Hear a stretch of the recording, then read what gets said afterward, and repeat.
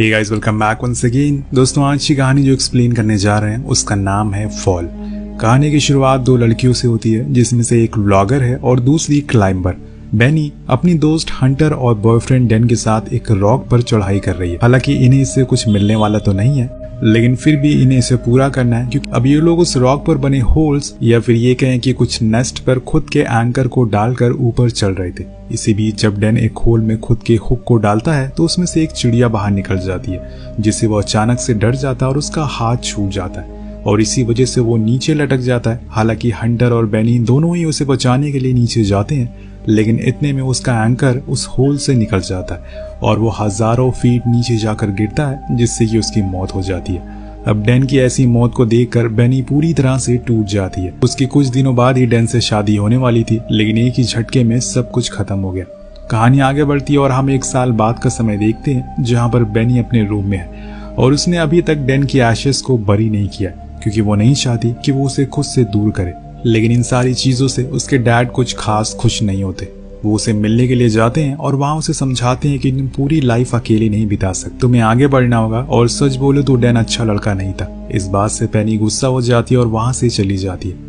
अब घर जाने में उसे वहाँ हंटर मिलती है, जो कि एक व्लॉगर है, और उसे यहाँ पर जेम्स नहीं भेजा ताकि वो उसे लेकर कहीं वेकेशन पर जाए, ताकि उसका मन थोड़ा बहल सके। यहाँ पर हंटर उसे तेजस के पहाड़ों में लगे एक अबैंडन टावर के बारे में बताती है, जो कि पिछले 4 सालों से वर्किंग कंडीशन में नहीं है और इसकी हाइट तकरीबन 2000 फीट है। वो कहती है कि हमें इसके ऊपर चढ़ना होगा, वहाँ तुम डैन की एशेस भी बरी कर देना। लेकिन बेनी मना करती है, पर सुबह होने पर वो खुद को मना लेती है, क्योंकि इससे अच्छी जगह नहीं हो सकती डैन को शांति देने के लिए। अब वो हंटर को कहती है कि वो जाने को तैयार है, जिसके बाद वो दोनों 6 घंटे की ड्राइव करके उस टावर के पास एक होटल में रुकते, जहाँ पर हंटर उसे उस टावर के बारे में बहुत सी बातें बताती है, जैसे कि उसके पास भी घूमना इल्लीगल है और अगर किसी ने भी उस टावर पर चढ़ने की कोशिश करी तो पुलिस उसे पकड़ सकती है और फिर 5 साल की सजा भी होगी। लेकिन हम ये सब चुपचाप करेंगे, मैं वीडियो डाल दूंगी यूट्यूब पर और फिर इस कंट्री से थोड़ी दिन के लिए चली जाऊंगी, ताकि पुलिस मुझे पकड़ ना सके। उस रात बेनी को एक सपना भी आता, जहाँ वो खुद को खून से सना हुआ पाती है, लेकिन तभी उसकी आंख खुल जाती है। पर यहाँ में एक और चीज पता चलती है कि डैन हमेशा बेनी को 143 कहता था, जिसका मतलब था आई लव यू। वेल, अब ये दोनों तैयार होकर निकल जाते हैं और हंटर भी अपना व्लॉग शुरू कर देती है। कुछ देर बाद ये उस जगह पर पहुंच जाते हैं जहां से अंदर जाना सेफ नहीं है, तो ये लोग अपनी कार वहीं खड़ी करके उस फेंस को पार करके अंदर घुस जाते हैं और फिर इस भीषण गर्मी में चलकर उस टावर के करीब जाने लगते हैं। बीच में इन्हें पंछियों का झुंड मिलता है, जो एक मरे हुए हिरन को खा रहा था, जिसे देखकर हंटर बेनी से कहती है कि जो ताकतवर होता है वो बस जिंदा रहने तक ही अपनी ताकत को दिखा सकता है, लेकिन जो समझदार और चालाक होता है वो हमेशा खुद को जिंदा रखने में कामयाब रहता है, सेम जैसे ये सारे गिद्ध हैं। इसके बाद ये लोग उस टावर के नीचे पहुंच जाते हैं और जब बेनी अपनी गर्दन को ऊपर करती है तो उस टावर को देखने के लिए, तो सच में पता चल जाता है कि ये काम असली में बहुत खतरनाक होने वाला है, क्योंकि वो टावर सच में बहुत ऊंचा था। दोनों एक दूसरे में एक रस्सी को बांध लेते हैं ताकि अगर कोई नीचे गिरे भी तो ऊपर वाला उसे बचा ले। एक एक करके अंदर वाली सीढ़ियों पर चढ़ना शुरू कर देते हैं, जो कि 1800 फीट तक ही है। जिसके बाद कुछ सीढ़ियां हैं जो कि बाहर की ओर दिख रही हैं, जिस पे चढ़ पाना थोड़ा मुश्किल है। लेकिन बीच में बेनी का पैर एक सीढ़ी पर पड़ता है, जो कि टूटकर नीचे गिर जाती है, जिससे उसे बहुत डर लगता है कहीं ऊपर जाकर ये सीढ़ियां टूट ना जाए। पर हंटर उसे हौसला देती है कि डरो मत। लेकिन एक बात तो इन्हें जरूर याद रखना चाहिए कि ये टावर बहुत ही पुराना है और यहाँ पर ऐसे चढ़ाई करना आसान नहीं है। खैर, ये लोग कुछ देर चढ़ने के बाद वाटर ब्रेक लेते हैं और फिर से ऊपर चढ़ना शुरू कर देते हैं। अंत में 1800 फीट तक पहुंच जाते हैं, जहां से इन्हें वो 200 फीट तक चढ़ने के लिए दूसरी सीढ़ियों का सहारा लेना होगा, जो काफी भयानक थी। बेनी बार बार नीचे देख रही थी, जिससे कि उसे और डर लगने लगता है, पर हंटर उसे हौसला देती है जिससे कि वो ऊपर आ सके। पहले तो हंटर ऊपर चढ़ जाती है और फिर बेनी उसका हाथ पकड़कर वो भी ऊपर चढ़ जाती है। अब दोनों ही टॉप पर पहुंचकर बहुत खुश होते हैं, क्योंकि ऐसा अभी तक किसी ने किया नहीं था।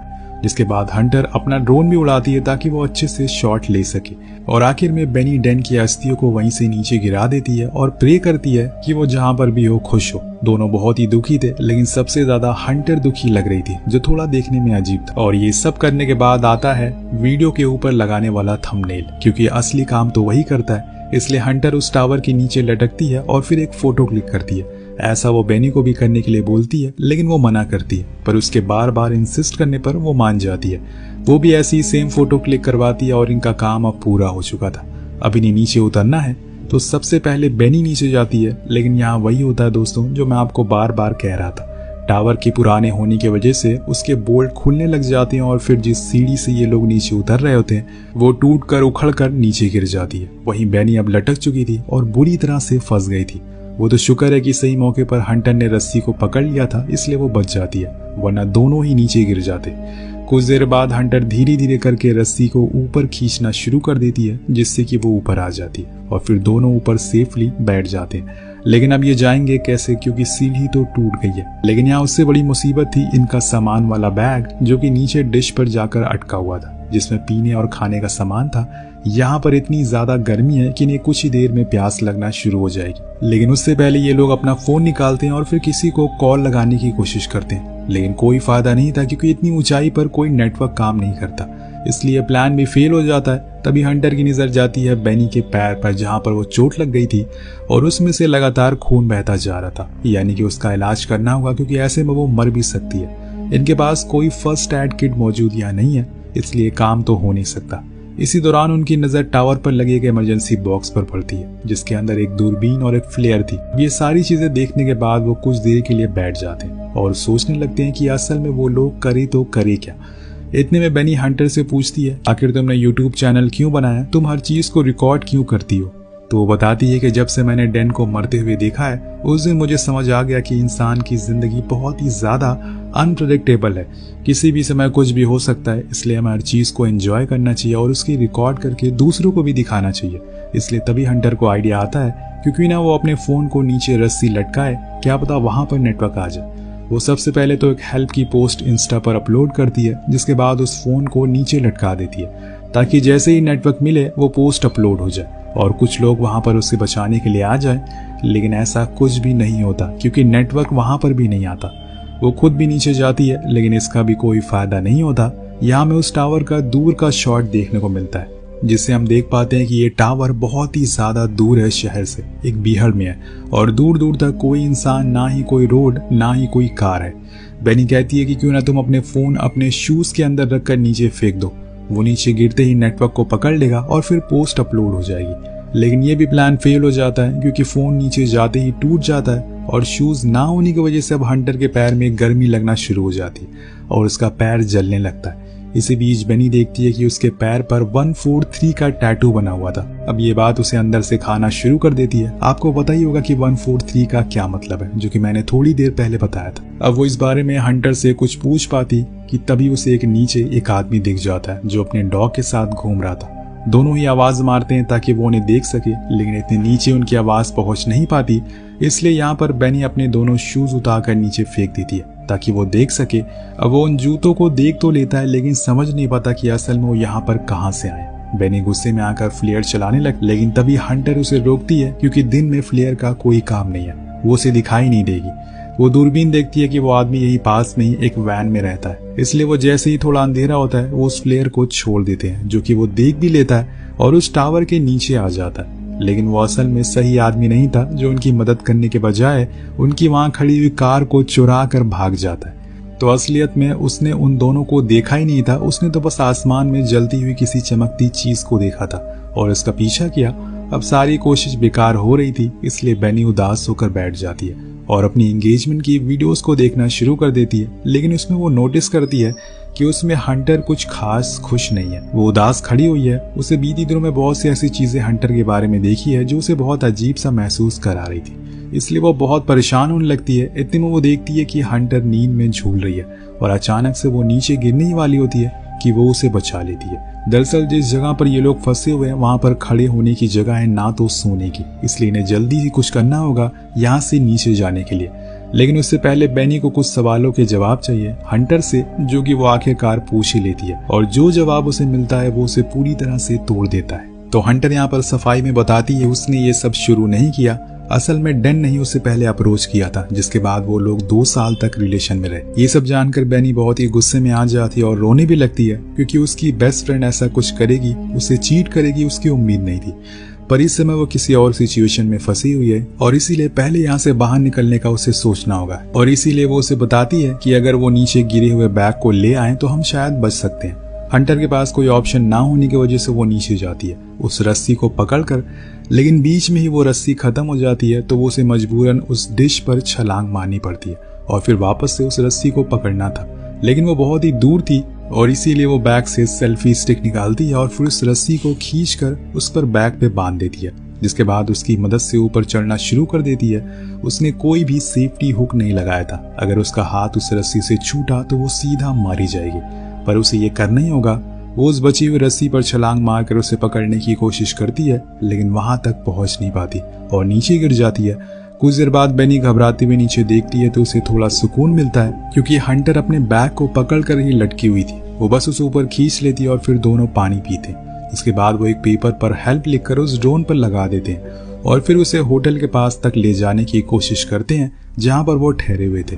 लेकिन इनकी बदकिस्मती है कि ड्रोन की बैटरी खत्म हो जाती है तो इन्हें मजबूरन ड्रोन को वापस लाना पड़ता है। अब जब वो उस बैग को भी खोलते हैं तो उसमें भी खाने का कोई सामान नहीं था और इसीलिए उन्हें वैसे ही भूखे वो रात गुजारनी पड़ती है। लेकिन तभी वो देखती है कि हंटर को कुछ ईगल खा रहे हैं, क्योंकि वो मर चुकी है और ये देखकर वो बहुत ज्यादा डर जाती है और फौरन उठ जाती है, क्योंकि ये सब एक डरावना सपना था। अगले दिन वो लोग डिसाइड करते हैं कि वो ऊपर लगे बल्ब के सॉकेट से खुद के ड्रोन को चार्ज कर लेंगे। लेकिन वहां जाने के लिए उन्हें बहुत ही हिम्मत चाहिए, क्योंकि इन्हें और 30 फीट ऊपर चढ़ना होगा, जहां तक जाना इतना आसान नहीं था। लेकिन बेनी ये काम करती है और नीचे से हंटर उसे मोटिवेट करती है। वो बहुत ही मुश्किल से उस जगह पर पहुंच जाती है और फिर ऊपर लगे रेड बल्ब को निकाल कर उसमें चार्जर को लगा देती है, जिससे कि करंट आना शुरू हो जाता है। अब इनका ड्रोन यहाँ पर चार्ज होने लगता है, पर बेनी को ऐसे ही 1 घंटे तक लटके रहना होगा, क्योंकि ये तभी होगा क्योंकि तभी वो ड्रोन चार्ज हो पाएगा। अब वो थोड़ी देर तक लटकी रहती है, पर तभी उस पर एक गिद्ध हमला कर देता है, जिससे कि उसके हाथ से वो बैग छूट जाता है और नीचे गिर जाता है। लेकिन उसने ड्रोन संभाल कर रखा हुआ था, पर वो गिद्ध बार बार उस पर हमला करता रहता है, क्योंकि वो भी इन्हीं की तरह भूखा हुआ था। पर बेनी इन सब के बावजूद डटी रहती है और कुछ देर बाद नीचे उतर जाती है। अब इनका ड्रोन चार्ज हो चुका था। ये लोग फिर से ड्रोन को उसी होटल के पास भेजते हैं जो कि बस पहुंच ही गया था। लेकिन तभी वहां से गुजर रहा एक ट्रक उस ड्रोन को टक्कर मार देता है और यहाँ उस ड्रोन के साथ साथ इनकी उम्मीदें भी टूट जाती है। इससे ये बहुत ही ज्यादा मायूस हो जाते हैं, क्योंकि इसके अलावा इनके पास कोई अब चारा नहीं है। बेनी अपने फोन में डैन की फोटोज देखती है और उसे यकीन हो जाता है कि उसके डैड सही कहते थे, डैन उसके लिए सही लड़का नहीं है। लेकिन उसने उनकी बात कभी नहीं मानी। अब ऐसे ही एक रात और गुजर जाती है, लेकिन अगले दिन वो लोग देखते हैं कि उनकी ओर एक बहुत बड़ा तूफान आ रहा है, जो उस टावर को बहुत जोर का हिट करेगा और इनके पास इतनी ताकत नहीं बची कि वो खुद को संभाल सके। उन्होंने बहुत दिनों से कुछ खाया नहीं है, ना ही पानी पिया, और जो पानी था वो कल ही पीकर खत्म हो चुका है। तभी बेनी कहती है कि मुझे अपना फोन भी नीचे फेंकना होगा, लेकिन इस बार वो लोग उसे अच्छे से जूते के अंदर रखेंगे। तो वो हंटर से उसका दूसरा जूता मांगती है, पर वो देने से मना कर देती है, जिससे बेनी हैरान रह जाती है। लेकिन वो उसे बताती है कि मैं तो कब से नीचे हूँ। दोस्तों, यहाँ पर आता है इस कहानी का असली ट्विस्ट। दरअसल जब हंटर नीचे बैग लेने गई थी, अब जब वो स्टेयर टूटी थी तो बेनी ने बस उस बैग को ही ऊपर खींचा था और हंटर तो वहीं डिश पर गिरकर मर गई थी और उस समय उसकी बॉडी को ईगल खा रहा है। उसके बाद जो कुछ भी हुआ वो सब बेनी ने अकेले ही किया, मतलब कि वो ड्रोन को चार्ज करना और उसे उड़ाना। वो तो बस डर के मारे ये सब हेलुसिनेट कर रही थी। उधर हम जेम्स को देखते हैं, जो बार बार बेनी को कॉल लगाता है, लेकिन कोई फायदा नहीं था। उधर जैसे जैसे समय बीत रहा था, बेनी भी कमजोर होती जा रही थी। वो तो अगली सुबह बेहोश हो जाती है और गिद्ध उसे मरा हुआ समझकर उसके पास आता है उसे खाने के लिए। लेकिन अचानक से उसकी आंख खुलती है और वो उसे पकड़कर उसकी गर्दन मोड़ देती है और फिर उसे ही खा जाती है। जो जिसको खाने आया था वो उसी का शिकार बन गया। अब यहाँ पर कुछ खाने के बाद बेनी को थोड़ी सी ताकत मिलती है और वो नीचे जाने का सोचती है, क्योंकि जब तक वो अपने फोन को नीचे नहीं फेंकेगी तब तक वो बच नहीं पाएगी। किसी को पता ही नहीं चलेगा कि वो कहाँ पर है। इसलिए वो जैसे तैसे रस्सी की मदद से नीचे जाती है और वहां पर बैठे गिद्धों को हटाकर अपने डैड को हेल्पिंग मैसेज भेजती है और फिर फोन को हंटर के जूते में रखकर उसके ही पेट में घुसा देती है, जहां से उसे गिद्ध खा रहा था। उसके पास यही एक रास्ता है, इसलिए वो हंटर से माफी मांगती है और उसने जो कुछ भी किया उसके साथ वो उसे माफ भी कर देती है। जिसके बाद वो उसकी बॉडी को सीधा टावर से नीचे फेंकती है और खुद वहीं अपनी आखिरी सांस गिनना शुरू हो जाती है। अब बॉडी के गिरने के कुछ देर बाद बेनी का मैसेज उसके डैड के पास पहुंच जाता है। वो फौरन उस टावर तक पहुंच जाते हैं, जिसके बाद बेनी को बचा लिया जाता है और कुछ इस तरह से वो बच जाती है। लेकिन उसने इस सफर में बहुत सी चीजें सीखी है। ये भी समझ गई है कि परिवार के अलावा आपकी किसी को फिक्र नहीं होती, वो आपके दोस्त हो या फिर आपका प्यार। जिंदगी के आखिरी मोड़ पर जब आपकी गाड़ी खराब हो जाती है तो वहाँ सबसे पहले आपकी मदद के लिए आप नहीं आते हैं। जेम्स अपनी बेटी से मिलकर बहुत खुश होता है और उसे गले से लगा लेता है। वहीं बेनी को भी अपनी गलतियों का एहसास हो गया था, इसलिए वो उन्हें सॉरी कहती है, जिसके साथ ये कहानी का यही अंत हो जाता है। तो आपको कहानी कैसे लगी नीचे कमेंट करके जरूर बताएगा। मिलते हैं अगली वीडियो में। Peace out.